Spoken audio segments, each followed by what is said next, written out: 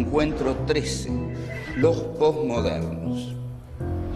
En este encuentro nos vamos a ocupar de las filosofías posmodernas, del baqueteado, manoseado, ultrajado posmodernismo.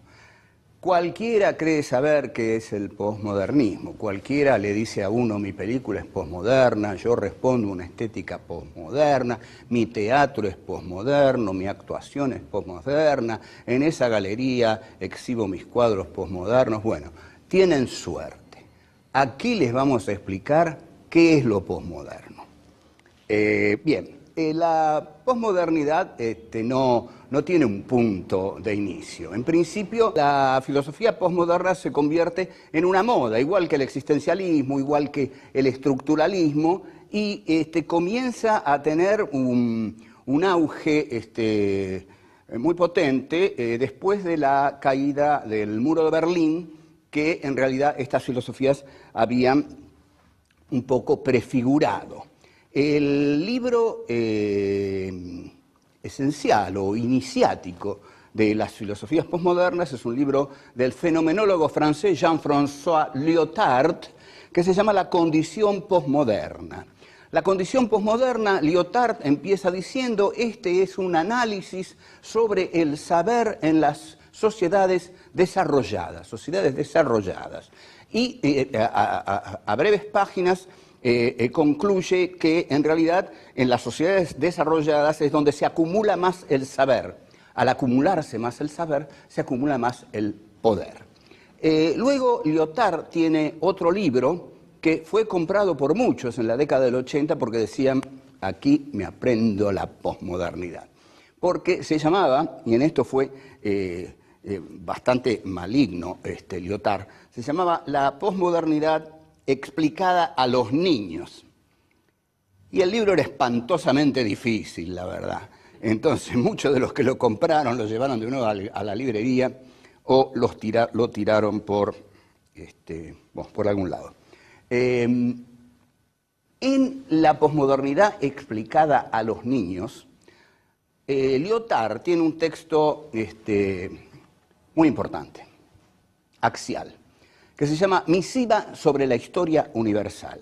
Ahí va a enumerar los grandes relatos que se han impuesto hasta ese momento en la civilización occidental y va a decretar la muerte de los grandes relatos. De aquí, apresuradamente, muchos artistas, muchos cineastas van a deducir, han muerto las historias, han muerto los relatos, han muerto las tramas, no narremos más. Apresuradamente. Pero bueno, así ocurrió y nos hemos ligado bodrios inaguantables en los que no pasaba nada. Digamos, no tiene por qué pasar algo en una película, pero si pasa algo, mejor que pase, ¿no? Pero bueno, está bien, uno puede ver una película en la que no pasa nada, pero no puede ver 10 quizás. Bueno, pero la cuestión es que de postulaciones como la muerte de los grandes relatos, estéticamente se crea una estética posmoderna que dice los relatos han muerto, ¿no? Las historias han muerto, no se puede narrar, las tramas han muerto. Entonces, vamos a ver, ¿qué significa esto de la muerte de los grandes relatos en Lyotard? Lyotard dice que hay 4 grandes relatos. El relato cristiano, que es el relato en el cual Dios manda a su Hijo a sufrir y a morir por la redención de los hombres. Esa muerte genera la promesa divina. La promesa divina expresa la promesa justamente de que todos los hombres se encontrarán en el reino de los cielos y habrá entonces un espacio de plenitud. Este espacio de plenitud lo prometen todos los grandes relatos. Segundo gran relato es lo que Lyotard va a llamar el relato marxista, que es un relato que Lyotard tiene mucho interés en hacer picadillo. Vamos a ver si lo consigue. El otro gran relato al que Lyotard va a criticar y a tratar de destruir Ya lo había hecho Michel Foucault, en realidad. En realidad, voy a decirlo claro, yo creo que los posmodernos agregan muy poco a lo que ya había dicho Foucault, a lo que habían dicho Lévi-Strauss, los estructuralistas, Louis Althusser, etcétera, etcétera. Pero bueno, adelante, vamos a ver que hay cosas muy interesantes que dicen. Lyotard toma el gran relato marxista de la historia, que lo hemos visto esquemáticamente, es, bueno, la burguesía liquida al feudalismo y de la burguesía surge el proletariado y el proletariado derrota a la burguesía y establece el estado de la plenitud al derrotar a la burguesía. Aquí vemos de nuevo que el gran relato de la historia lleva a un nivel de plenitud en el cual ya no hay, digamos, ya no hay padecimientos. Es una promesa el gran relato, es una promesa acerca de un destino inexorable de la humanidad, de llegar a determinado momento en que ya no va a haber injusticias ni padecimientos. El otro gran relato que analiza Jean-François Lyotard, es el relato del iluminismo. Dice Lyotard, es aquel que con el surgimiento de la divinidad de la razón durante las filosofías de la Revolución Francesa, ¿no?, iniciadas por Kant, después por Voltaire, los enciclopedistas, pone a la razón como diosa de la historia. Entonces, la divina razón va a ser la que va a llevar a todos los hombres a un mundo de profunda racionalidad en la cual ya no va a existir la irracionalidad. Este es un relato del triunfo del capitalismo, del racionalismo capitalista. Este racionalismo capitalista es el que anuncia la burguesía capitalista del iluminismo. Hay un relato capitalista que está basado en la economía, está basado en el avance incontenible de la economía que implica una prosperidad para todos. El relato capitalista esencialmente dice: vamos a llegar a un momento de la historia en que la prosperidad va a ser para todos. Este es el gran relato capitalista. En suma, tenemos los 4 grandes relatos que Lyotard analiza. ¿Qué es lo común a todos ellos? Lo común a todos ellos es que expresan una visión teleológica de la historia. La palabra griega telos implica fin, finalidad. Teleología es el estudio de los fines, o sea, que tienen una característica teleológica, quiere decir que van hacia un fin. Estos grandes relatos de la historia marcan una teleología inevitable, algo que inevitablemente se va a cumplir. Esto es una teleología, algo que va hacia su fin y no puede sino cumplirse. Estas son grandes interpretaciones de la historia para legitimar siempre algo.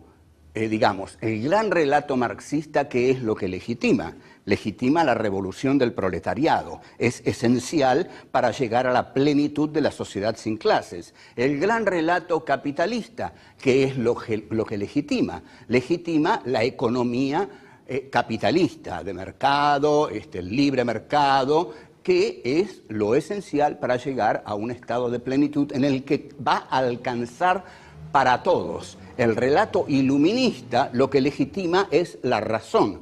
Vamos a llegar a un estadio racional en el cual todos vamos a ser plenamente felices. Y estos son los grandes relatos y que están basados en lo siguiente: la historia tiene un devenir, un decurso necesario. La historia marcha necesariamente hacia un lugar de plenitud. Entonces hay aquí una interpretación metafísica de la historia. Metafísica quiere decir que dentro de los hechos históricos hay algo que se está expresando, que se está desarrollando internamente a los hechos históricos. Esto es una interpretación metafísica, porque lo que está dentro de un hecho no es físico, es metafísico, está más allá de lo físico. Entonces son interpretaciones metafísicas de la historia contra las cuales Lyotard y todo el posmodernismo, y yo creo que en este sentido, con gran sagacidad y con gran acierto, van a embestir. Esta muerte de los grandes relatos, ¿qué es lo que implica?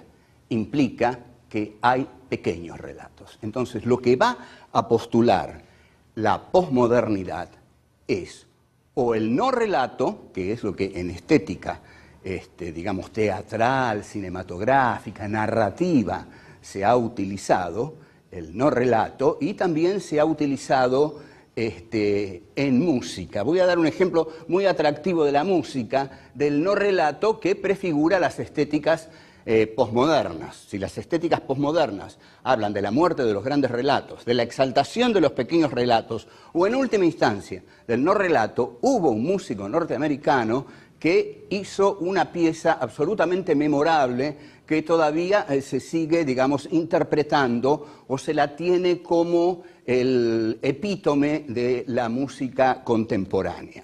El compositor John Cage compuso una obra llamada 4 minutos 33 segundos, que consiste en lo siguiente. Está el teatro lleno, hay un piano y hay un reloj sobre el piano. El pianista viene, saluda, se sienta, no toca el piano, mira el reloj y cuando pasan 4 minutos 33 segundos, se levanta y saluda al público. El público aplaude y esa ha sido la sonata de John Cage en 3 movimientos titulada 4 minutos 33 segundos. Bueno, la idea es absolutamente genial, como idea genial se agota en sí misma, pero es la idea del no relato, es lo absoluto del no relato. Ahora, lo que van a hacer los posmodernos es que a la muerte de los grandes relatos le van a oponer la exaltación de los pequeños relatos. Bueno, vamos a los pequeños relatos. Entonces surge una fragmentación de la historia, un caleidoscopismo. Y a esto Gianni Vattimo va a proponer una filosofía del dialecto. Como es un buen italiano, Italia, que es una hermosísima tierra, está caracterizada por una serie de pueblos y en los distintos pueblos hablan distintos dialectos. Entonces, lo que dice Vattimo, la historia es como el dialecto.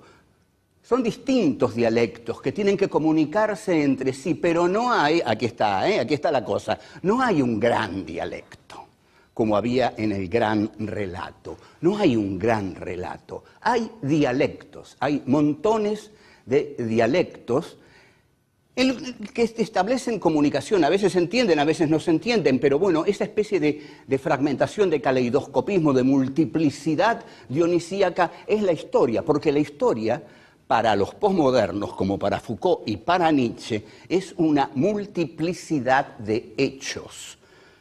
No es una historia única que se desarrolla dialécticamente, como en Hegel y en Marx, es una multiplicidad de hechos que cada uno tiene su centro en sí. Esto es muy importante y es muy valioso, porque todo esto va a dar lugar al multiculturalismo, al respeto por los géneros diversos, al respeto por las etnias diversas, al respeto por todas las minorías sexuales, las minorías raciales. Es por esto que Vattimo efectivamente viene a la Argentina y como el posmodernismo tiene un enorme respeto por la particularidad, la singularidad que él expresa, que es la de su condición gay, habla, para mí, excesivamente de su condición gay, pero él tiene todo el derecho del mundo de hablar de eso que para él debe ser muy constitutivo.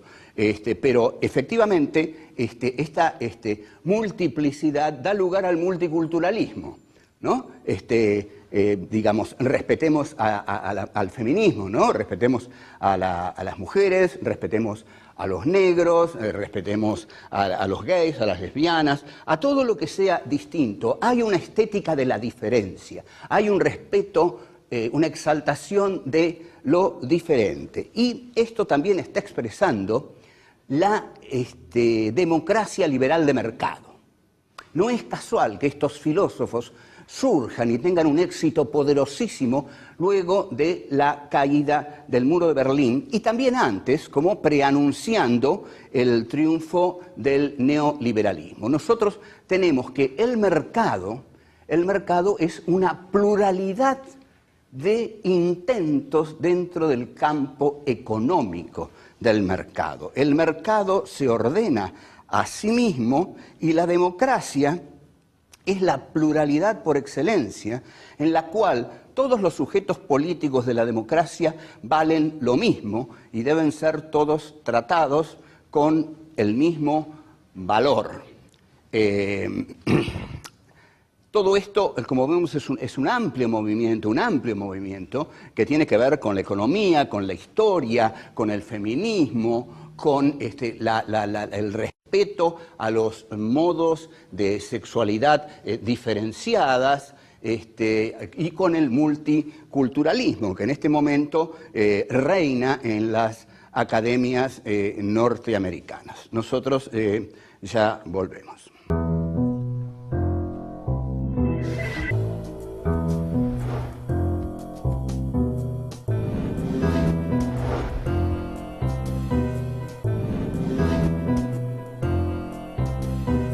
La historia